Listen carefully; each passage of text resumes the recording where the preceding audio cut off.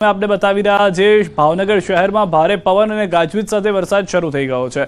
ઝાપટા પણ જોવા મળી રહ્યા છે। પંથકમાં વીજળીના કડાકા ભડાકા સાથે વરસાદ થયો હોવાની જાણકારી છે। શહેરની અંદરના દ્રશ્યો આપ જોઈ રહ્યા છો। સાંજના સમયની અંદર જે વરસાદ થયો છે, રાત થતા અનેક વિસ્તારોમાં ભારે વરસાદની પણ આગાહી પ્રમાણેનું માહોલ જોવા મળી રહ્યો છે। ધોધમાર વરસાદ શરૂ થતા વાતાવરણમાં ઠંડક પ્રસરી ગઈ છે।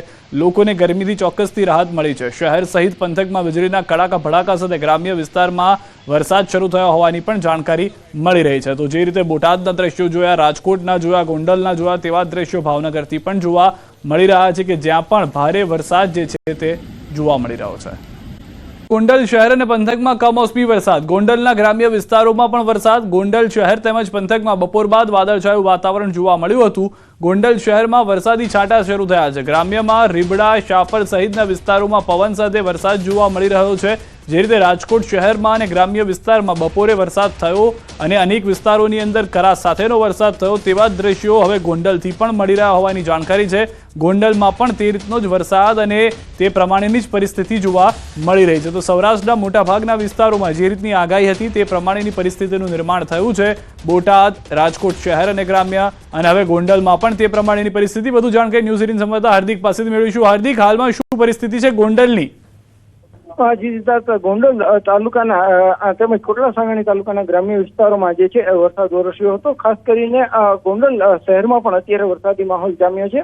આ ઉપરાંત જે છે રીબડા, ભુણાવા, અડમડિયા સહિતના ગ્રામ્ય વિસ્તારોમાં વરસાદ છે। તો બીજી તરફ કોટડા સાંગાણી તાલુકાના જે સાપર, વેરાવળ ગ્રામ્ય વિસ્તારોમાં પણ વરસાદ છે। ક્યાંક ને ક્યાંક વરસાદથી જે શાકભાજીના પાક છે તેમને પણ પારાવાર નુકસાન થઈ રહ્યું છે કે શાકભાજીના પાકના જે આ વરસાદના કારણે શાકભાજીના ભાવ પણ આગામી દિવસોમાં વધી શકે છે। પરંતુ અત્યારના જે રીતના વાત કરવામાં આવે તો રાજકોટ જિલ્લાના અલગ અલગ 4 તાલુકામાં જે છે વરસાદ વરસ્યો, કમોસમી વરસાદ વરસ્યો હોવાના સમાચાર મળી રહ્યા છે।